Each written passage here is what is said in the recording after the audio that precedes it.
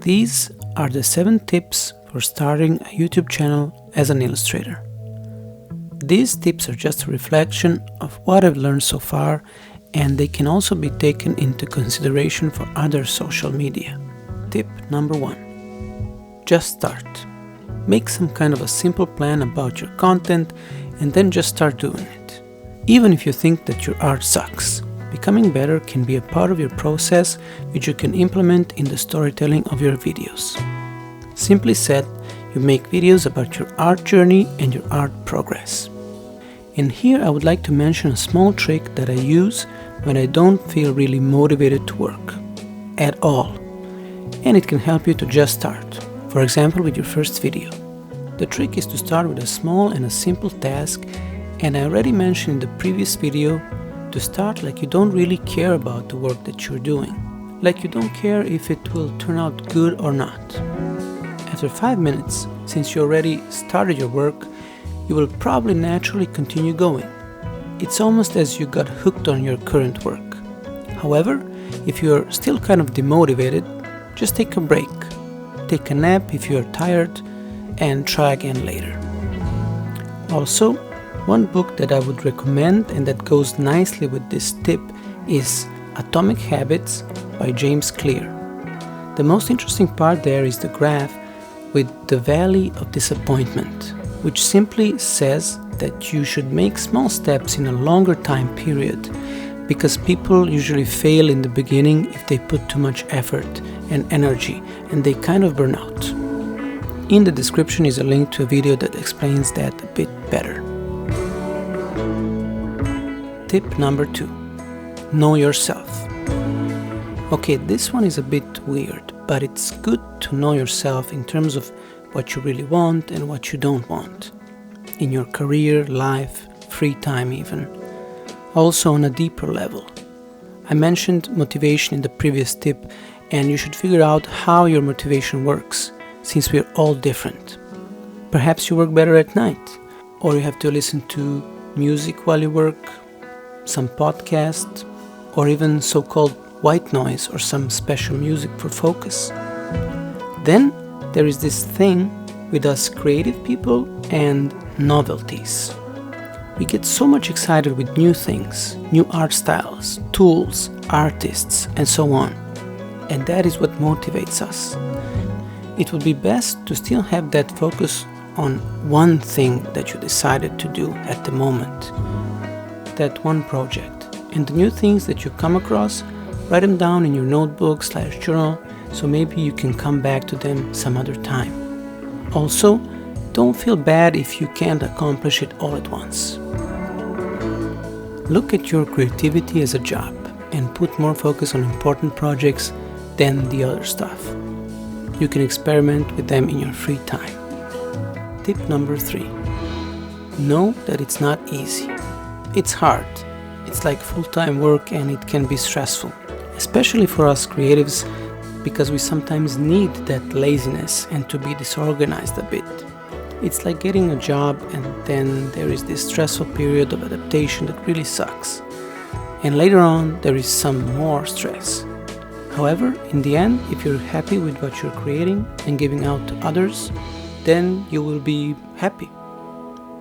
Other problems could be overcoming your shyness and your inner critique, overthinking things, the imposter syndrome, and so on. However, just know this. There will be at least one person that will like your videos. At least.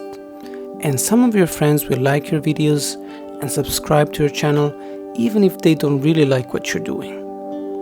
And if you continue going and have a successful YouTube career, one day you could really inspire some people and help them in a way. And even if it's just one person that you really helped, it's still enough. Tip number 4. Get organized. It will be good that you have a notebook with your plan, ideas, and research. I personally use bullet journal to plan out everything and also organize my life. And I have a separate notebook for YouTube and social media where I write my ideas, questions, make notes about new things that I learn, and so on. It It is nicer when these are real physical notebooks, but you can also use some other systems for making notes. For example, I use Obsidian also, or Notion is good. Tip number 5. Try to learn as much as you can about the platform you're creating for, but learn as you go. It's not necessary to first know everything. And learn about what content is popular and what are good tactics for uploading. What day of the week, at what time, how many days per week. Learn about the titles, thumbnails, tags, and so on. For example, before it was really important that you upload as much as possible every week, almost every day. But recently it seems that it's not that important in case if your videos have really good content.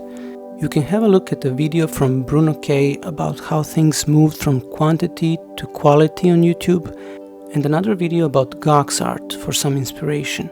Perhaps you heard about the expression, content is king, which is always true. Also, I saw this interview a couple of days ago with Peter McKinnon and how he wanted to do everything differently with his YouTube channel, and it worked out for him. So you can break some rules and find the right formula for you. Tip number 6. Be patient. And I'm talking about all of the little frustrating things in the beginning. Go step by step and be patient. Like if you have a low quality camera or your editing computer is too slow. Or for example, my iPad is almost out of storage, so I have to constantly transfer everything that I record with the screen recorder, and I have to limit recordings up to 5 minutes because sometimes the recording even crashes and I lose some material, so I have to color everything again. So just be patient with things like this and try to find some solutions. Organize a bit better perhaps. Sure, it's easier if you have a good budget to start with, so you can have good equipment. However, even if there is no problem with your equipment, there will always be something. It's Murphy's Law, I guess. So just take it easy and don't be too harsh on yourself. That is really important. Tip number 7, and this is a special one. Don't get discouraged with AI art. Yes, just don't. Unless there is a complete takeover from AI of the entire world, real art created by humans will always be appreciated more. So take advantage of that. And an extra tip, tip number 8. Don't listen to me. This is actually just my 3rd video here, so what do I know? Thanks for listening until the end, and see you next time. You can also like the video if you liked it. Leave a comment if you have anything to add or if you disagree with something I said, and I would appreciate if you would subscribe. Bye.